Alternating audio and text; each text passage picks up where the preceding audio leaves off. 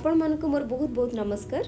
आज चलते देखा एक फेयरनेस फेस मास्क। यही फेयरनेस फेस मास्क स्किन को उज्जवल करता, चमकदार बनाए, चिक्कण करता और स्किन उपर एक एंटी एजिंग इफेक्ट आनी था।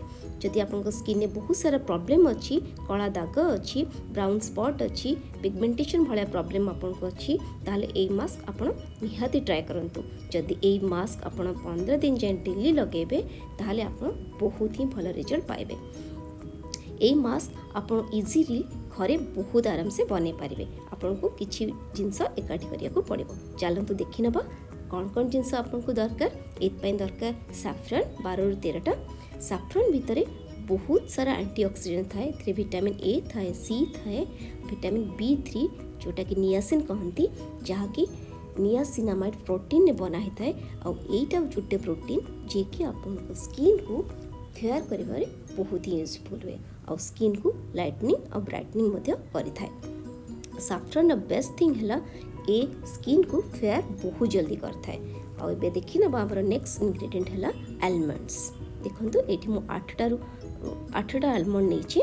Almond full of vitamin E थाए जोटा कि ब्यूटी विटामिन और फुल ऑफ एंटीऑक्सीडेंट थाए जे कि स्किन को मॉइस्चराइज करे, व्हाइटन अप करे, स्किन ऊपर डेड स्किन को भी हटाए, स्किन को इवन टोन कराए, एंटी एजिंग इफेक्ट मध्य दे थाए। स्किन को यंगर लुक देखिबारे आलमंड रो बहुत बड़ा भूमिका थाए।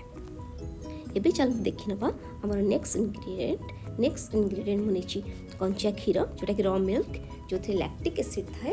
एथरे थाए AHA जोटा कि हमें कहते अल्फा हाइड्रोक्सी एसिड जहाँ फेस वाश रे बहुत यूज होता है और ता काम हला ए स्किन को क्लीन करता है। तेणुकरी स्किन गोटे भलरे ड्राई देखा जाएनी, मॉइस्चराइज हुए। एबे देखिबा नेक्स्ट हमर एलोवेरा जेल।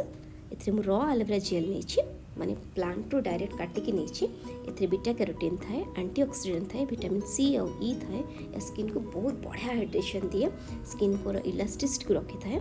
एबे देखंतु मोर सब जाक इंग्रेडिएंट मु बाउल मिसई देछि। एथरे मु आलमंड और सैफरन गोटे राति पूर्वरु सोक करके रखी थिली। एबे हमें ग्राइंड करि नबा।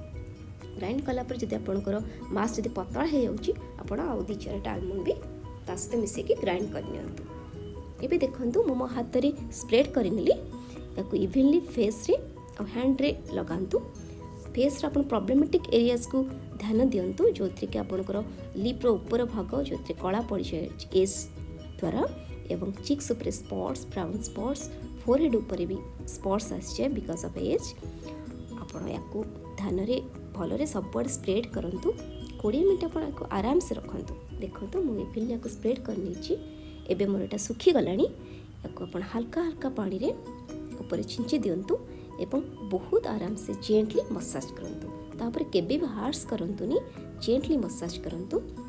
या आपण को स्किन को गोरा करबा सहित स्किन ऊपर जेंटली डेड स्किन भी काढ़ी दबो, जहाद्वारा कि आपण को स्किन रो लेयर बहुत ही सुंदर देखा। स्किन ऊपर एक बहुत ही बढ़िया ग्लो आसीबो। देखंतु एठी मु मोर नकल्स को मसाज कर दोछि जोथि कि आपण प्रॉब्लमेटिक एरियाज को मसाज करिवे। आपण चीक, फोरहेड, लिप्स रो साइड वाला लिप्स रो ऊपर आपण इसको मसाज करके हल्का हल्का हाथ रे धोई दियंतु। हल्का हल्का पानी पके धोई दियंतु। एबे देखंतु मु एबे धोई के देखौछि। देखंतु 20 मिनिट रे मो हाथर स्किन केते ग्लो करछि। यदि आपन डेली लगेबे भाबंतु केते सुंदर हे जिवो आपन स्किन। तो ए फेयरनेस मास्क को निहाती ट्राई करंतु। चैनल को सब्सक्राइब करंतु, बेल आइकन को निहाती दबावंतु। Thank you.